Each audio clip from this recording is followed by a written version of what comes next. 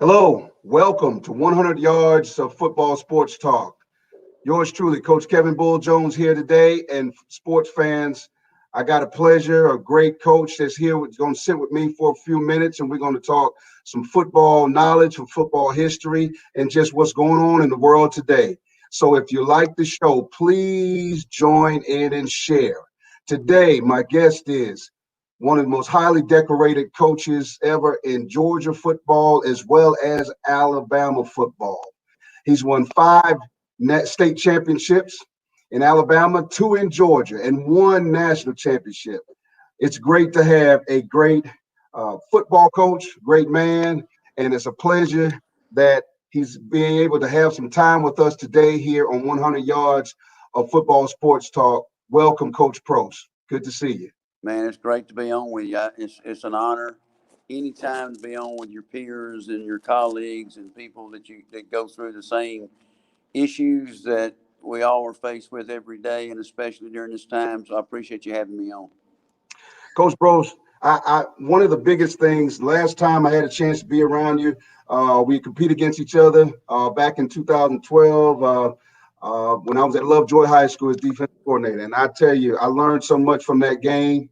14-7, we came up on the short end, but I got a chance to watch you work what has been legendary about what you've been doing all your life. That year, that same summer, we got a chance to compete against you at Hoover in a 7-on-7 competition. And that time, Coach, still just maneuvering my way through these coaching arena of how to get better at what I do. But the reason why I wanted to ask you to come to the show today is because there's a method to your madness with the success that you've had. And I appreciate it as a fellow coach. But, Coach, what has it been for you, your why for continuing with over 295 wins, having over 250 kids go to college? The process of your success has been magnificent. But, Coach, the nuts and bolts of how you get up and get it done every day. Coach, can you please share with my listeners and my viewers what makes Coach Rush Propst go? Well, I think there's a lot of factors there, but I think there's a couple of factors that just stick out. Is one, you got to be willing to put the time in. I mean, there's a lot of guys that are come out nowadays, young guys and young coaches, and they want to whistle and they want to be called coach, and but then these 15, 16-hour days, they don't understand it, and like it's like this last night. I left the office at 1:38 in the morning. I got home at 2 o'clock, and I think I got to sleep at 3, and then back up at 6 o'clock. And rolling out of bed this morning. So, am I tired? You dang right, I'm tired.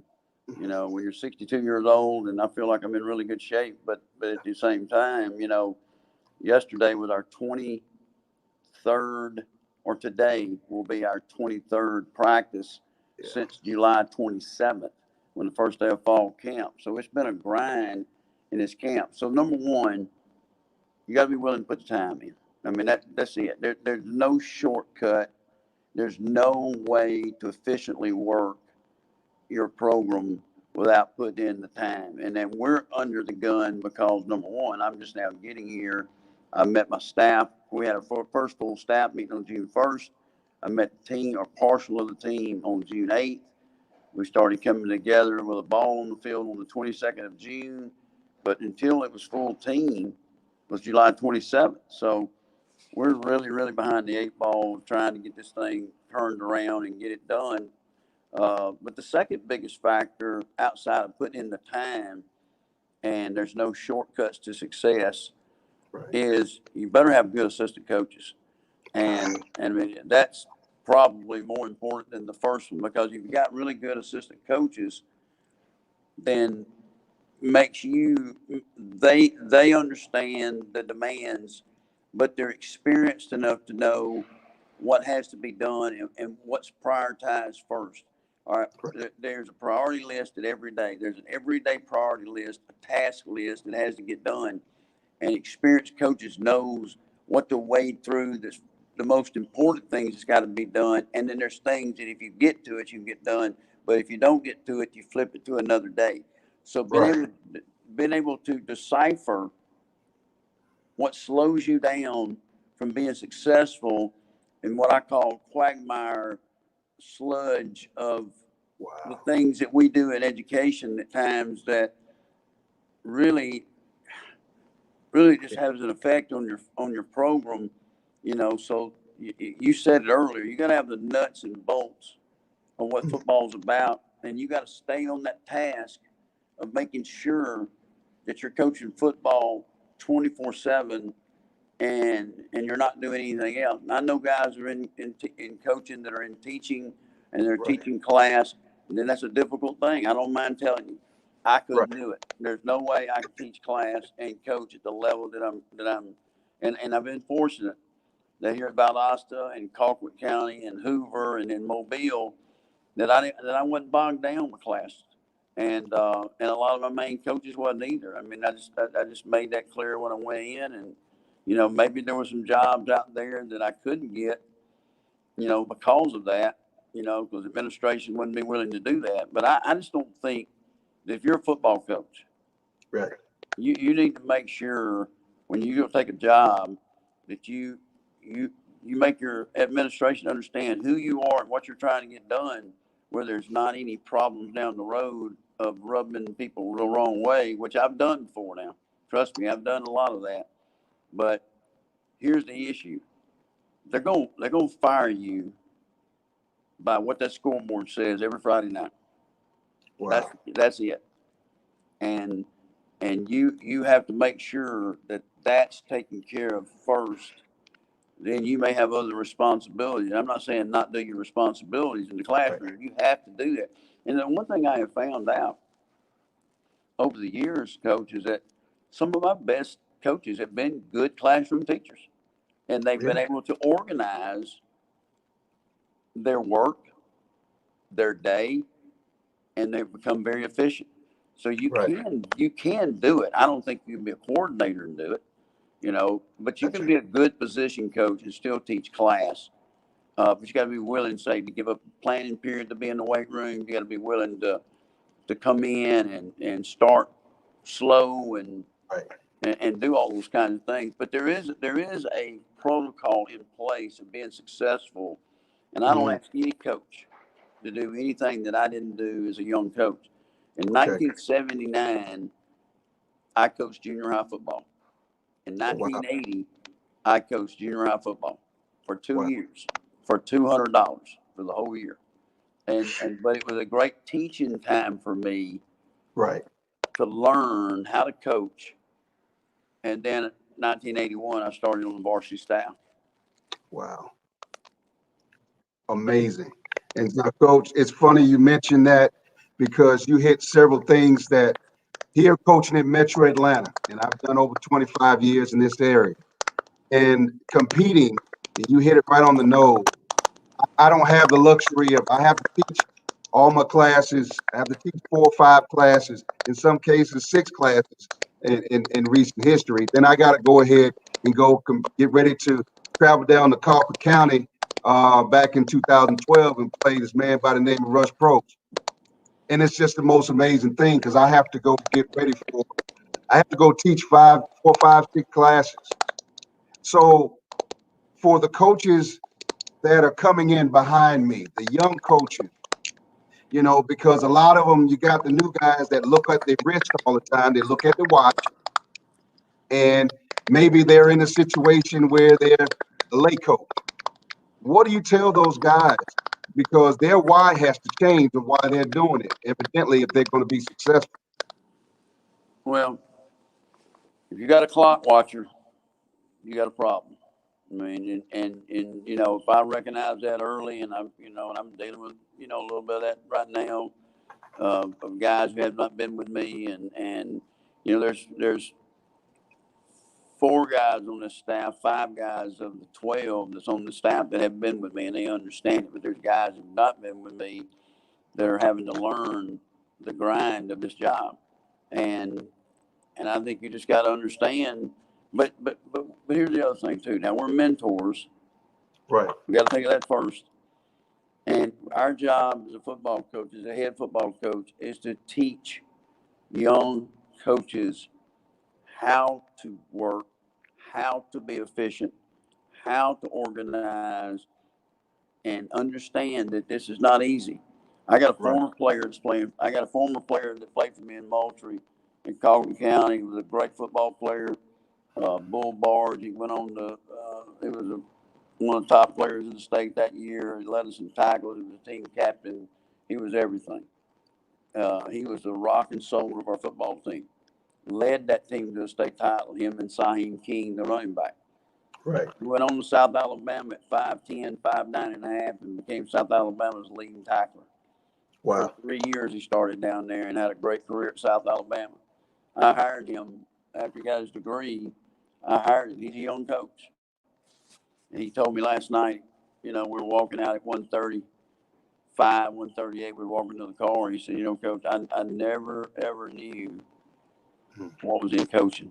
I never knew it was like this. I knew y'all worked a lot, but I never knew the time that it takes. He said, Coach, we don't even have everything done for the day. He said, we could have stayed to 5 o'clock this morning.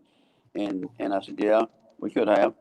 We could have slept here, and I've done that. I've slept on the couch many nights in the coach's office because I didn't feel like riding home, getting back up. So I just lay down and gained an extra 30 to 45 minutes of sleep. But that's he's learning. He's a coach in learning right now, but he's got potential to be a really good coach. Jay Rome, who was an all SEC player, played Yeah. at Georgia, a great high school All-American football Yes. player at Valdosta. I hired Yeah, Jay. And but they're two young, fine people. They're smart, and his name is the Themius Barge, but we call him Bull Barge, and Jay Rome are two young, professional coaches that I think will be successful once they learn how to organize and how to do what they've got to do every day to be successful. And see, Coach, that leads me to my next thought and question for you. See, people don't seem to understand the lives that you touch. I did my own homework with this thing, and if you've been coaching for 40 years, you've been around and touched lives of at least, let's just say, between 75 and 85 kids to a team, maybe during those years. You're talking about almost 3,500 kids. Coach, I want you to. I understand lives that you touch by what you do. And unfortunately, people that watch the success that you have, they don't understand that it is all of you poured into those kids. And the same for me. But for you, I want you to talk about that for a minute because it's those intangibles that you bring to the table that people just don't seem to understand what you do when the lights are not on yet, 7:30. You talking about the players? Yes. Yeah, I mean, of the 250 kids that have signed scholarships that have played for me over the years, and that number has really escalated in around 125 to 130 in Colquitt County, and Right. I don't know, 75 to 80 plus at Hoover, and then before that, now it was one here, two there, one here, two there, three here on certain teams, but I feel like when out of those 250 kids that had the opportunity to go to college, hopefully we've changed their lives. Yes. And Yes. and even the kids who did not go to college, I hope football has taught them things that, Mhm. when later in life things get tough. And I've said this story many times. I went through a bout of cancer back in 2011, 10, 11, and stage 4 throat cancer. I think football was the thing that saved my life because there was days in there that I didn't think I was going to make it. When you got stage 4 throat cancer and you've lost 85 pounds, you hadn't eaten a meal in over a year, and you're basically living on nutrition that's getting, that they're putting through your nostril, down a tube down your throat, and you're Wow. feeding yourself liquid and stuff, but you're still doing your job. Um, I think football is what you hold on to because there were tough times in football that you had Right. to get up off the ground and you know, and basically just old fashioned suck it up and just I'll never forget May 31st, 2011. I remember my doctor saying you'll go through a really black hole, and there'll be a time where you just want to reach up and hit that switch to take yourself on out because you're gonna be that miserable after the radiation is over with. And I thought, well, when the radiation's over with, I'll be getting better. Well, that's not the way radiation works. Right. So I finished radiation on May the 18th. Well, on May 31st, Memorial Day weekend, I was in that black hole, Mhm. and I made my wife take my kids and leave, and I just needed to be by myself, and I just laying there withering away. I'd lost about 85 pounds. I couldn't eat, I couldn't do anything, and I'll never forget. Just out of the blue, one of my former high school players who had gone through the same throat cancer, actually a cousin of mine, called me, and he'd been checking on me from time to time, but I hadn't heard from him in a couple of weeks, and he called me. He said, "Man, how you feel?" And I said, "Man, I ain't gonna make it, Aaron. I'm just not gonna make it." His name was Aaron Acker. I said, "Aaron, I just don't think I'm gonna make it." And he said, "Let me tell you something, brother." He said, "If you made it for what we did when we were in high school with football and house," he said, "just how about sucking it up, get your tail out of that dang bed, and walk a lap around your house." Wow. So I got up. I walked one lap around the house that day, and I barely could get back to the bed. The next day, I walked another lap. The next day, I went 2 laps, and I just started building. And it took me it took a year and a half to get back full. But man, it's there's a lot in football that teaches perseverance. Right. It teaches us to overcome tough situations in our life. This country's going through a rough time right now, and Yes. and I think football is one of the things that can help save this country. I truly believe that, Coach. I've said this publicly, and I'll say it on your show that football needs to be played because it's one of the things that brings people together. It unites people. It's Yes. that football don't see color. It doesn't see race or creed or origin. It's all one. It's a unit. It's a team. We're all Right. pulling for the same goal. And right now in this country, it doesn't seem like we're doing that. And so I think football is a very important part of the rebuilding, the rekindling, the healing of this country. I think football can help with that. Amazing, coach. And I thank you for those words because I need to hear that because uh, these virtual class coach are just beating me up. It is truly, I am out of my element. And my greatest joy is to be able to see my football players at practice. And I have personal dear friends of mine that played the game and living out of state. All they think about is Georgia is the hot spot. And you all got a lot of problems down there. And they always call and ask me, am I okay? And my favorite line to them is I say, well, good Lord, let me get up this morning. So let's put the ball on the 20 and let's go. Let's just go. He gave me a chance to wake up. So let's just go ahead and have a great day and say our prayers and eat right and try to live right. But coach, at 4 o'clock, to see those players brightens my day. And I ain't afraid to say it. I wanted, that's another reason why I wanted to be able to talk to you about those things that I go through as a coach here in the metro Atlanta area.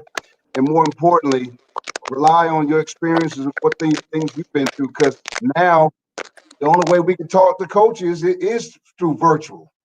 That's the only way we can talk to our comrades and constituents is through this whole virtual deal, unless we line up. So I appreciate you, Coach, for saying that. I want to mention, Coach, you were at UAB for a year, and then you came back, and now you're at Valdosta High School. But Coach, what your coaching tree, the people that have coached under you, that have gone on to be head coaches, is amazing. Bill Clark, who I think is one of the greatest defensive guys, 3, 4 guys that I know. Jeremy Pruitt, who I love and everything that he does at University of Tennessee. I mean, those guys, Chip Lindsey, who I had a chance to coach when he was on the high school level. He's now doing Coach Brass at Jacksonville State. Coach, you have all of these coaches that have become head coaches on the collegiate level. And I wonder why you are not. I know you at UAB for a year. Uh, I'm glad that you're back in high school because high school football needs you right now. But what made you decide to to not go to the collegiate level uh, and move About forward? Valdosta High School. I mean, it was the only high school job that attracted me to, because I had full intentions of staying in college football and the analyst positions. I had some other opportunities, and there were other things out there for me. But I mean, obviously, financially, it was better. It was better for me to come back to high school because of the money. But I was willing to continue to take that plunge. But and I enjoyed my year with Bill, and I mean, he's a phenomenal person, a phenomenal football coach. I mean, he's so good at what he does. Defensive genius is what he is. And and I was very fortunate and for him to allow me to do that. But this job when it came available, the USA thing, I just once I got into that, and I went in it 2 weeks. I didn't like it. I just didn't like Yeah, it. Like what it stood yeah, for, and like how it was being done, and the financial backing was not there to do what they were right. wanting to do. So I got out of that, and then this when I felt like this Valdosta job was going to come open, I went at it full bore, and I told the people out there that were talking to me about an analyst position, I said, look, guys, the good Lord has given me a great platform to reach kids, Yeah, and I think we've been pretty successful in doing that. And I just felt like this was probably the only high school job that I would have taken. gotcha. There may have been one in Texas, um, but I'd searched it pretty good now, and I don't know of another high school job I would have taken, but Valdosta because of the rich tradition, and Yes. they've been sort of subpar for 20 years since Coach Yeah. O'Brien was let go in 2001, which I thought was a mistake, and um, they just have not gotten to the pinnacle of where they should be. I mean, if you look at from 1940 to 1950, well, excuse me, 1940 to 1996, that's 56 Right. years. Okay, Right. 53 of those 56 years, or 54 of those 56 years, were coached by two men, Wright Right. Moore and Nick Heiger. Ultra successful. State championships, national championships, region championships galore. Then all of a sudden, Coach O'Brien took over after Coach Hyder's death, and then he won a state championship in '98. So it stayed pretty constant for 3 years after Coach Right. Hyder died. They kept the staff together, everything went good, but somewhere around 2000, things turned the wrong way, some way, somehow. Right. And it usually starts with people that are in charge not understanding what had been taking place for the 56 years prior to. So they let a good man go, and then all of a sudden, you know, things went awry. And for 20 Yep. years, they only won one state title, and that was in '16. That's right.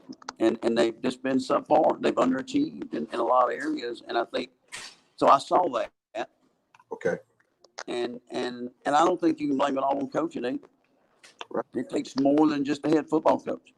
I think there's other factors that were inside of that that I see every day that we've got to get changed. I just came out of a PE meeting about an hour ago that, I mean, it hit me like a ton of bricks, and there's something that's not right, and that we've got to get fixed. And I can't get it fixed right now. That's an off-season thing that you got to get fixed. But my point is, this job to me will be my last high school job. Wow. Now, how long I want to be at this, I know right now there's two things. The Valdosta program is in third place overall behind Michigan and Notre Dame for total victories at Wow. 932 victories. So that's 68 wins away from 1,000 victories. That's a goal of mine. So I would like to be the head football coach. Awesome. I can really see you, Coach. Um, I can see you being in charge of that program and running with it to be 68 wins away, Coach. I can really see you getting to that point and even beyond, Coach Prost. You know, I have vivid memories coaching against Valdosta back when I was with Nick Davis, who's the head coach at Riverdale High School. And came down to Valdosta and played them. I think a coach by the name of Darlington might have been in charge back in 2005. Probably was. And, we lost a heartbreaker, 37-34. But the museum, the football museum down there, Coach, was amazing. Uh, the 20 some odd, 23, 24 state championships, the national championship banners, uh, those things were truly amazing to see. And those were intimidating. I will share that with you. They were it was intimidating to see when you walk in, get off the bus, see all of those state championships, and they just in a row. So you're gonna keep your head up at the ceilings, looking up the whole time. And then as well as they're gonna, the national championships. So to be able to see that at Valdosta was just unbelievably impressive.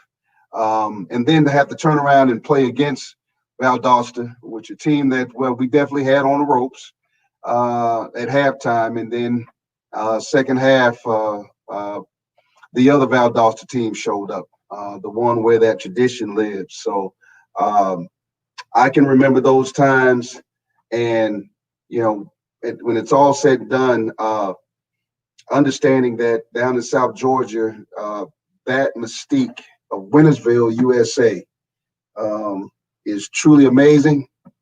It is truly a one high school with the most wins of any other high school in the nation, most celebrated state championships, 932 wins. That's just beyond crazy. So I truly believe that, Coach Prost, you're going to be able to take that team to where it needs to be. They could have asked for a better person, the man to fit the job for what's going to happen down there in Valdosta.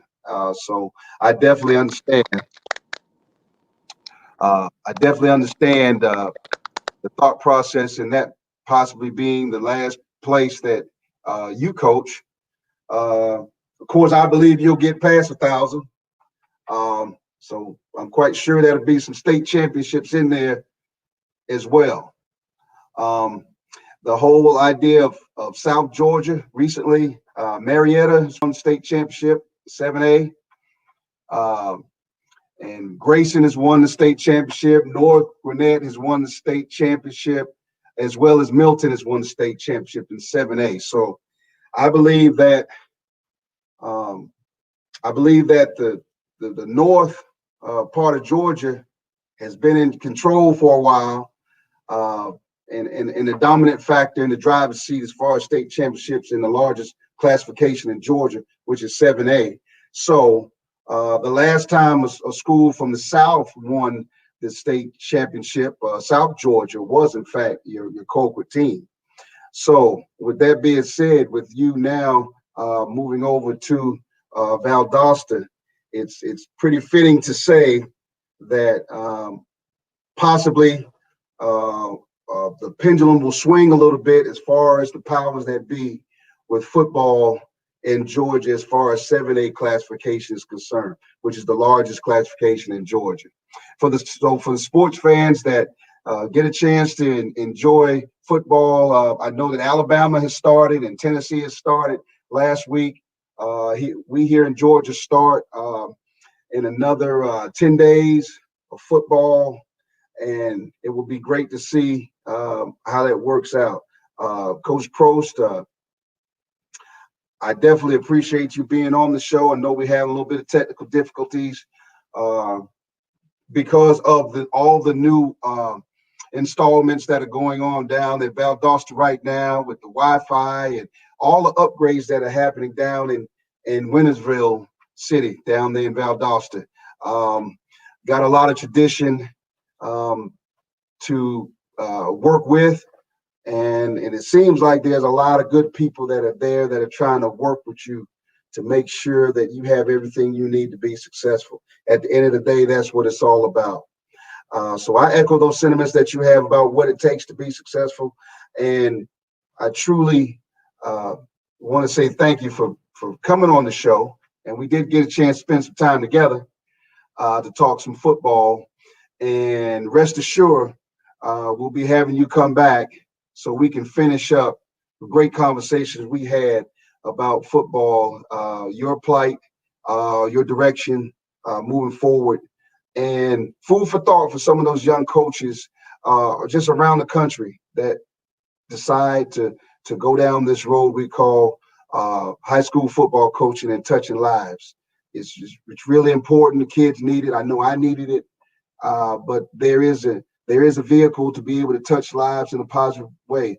And sometimes for those sports fans that are in the stands watching us on Friday night, hopefully they get a chance to understand that we are in the business of touching lives the right way and helping young men become grown men at some point in their lives and be productive citizens in society. So with that being said, thank you so much. If you enjoyed the show, please share. Thank you for those that were able to stop in and listen to Coach Propst talk once again. Definitely want to try to have him again at another time. But at the end of the day, thank you for all that have watched. We are 100 yards of football, sports talk.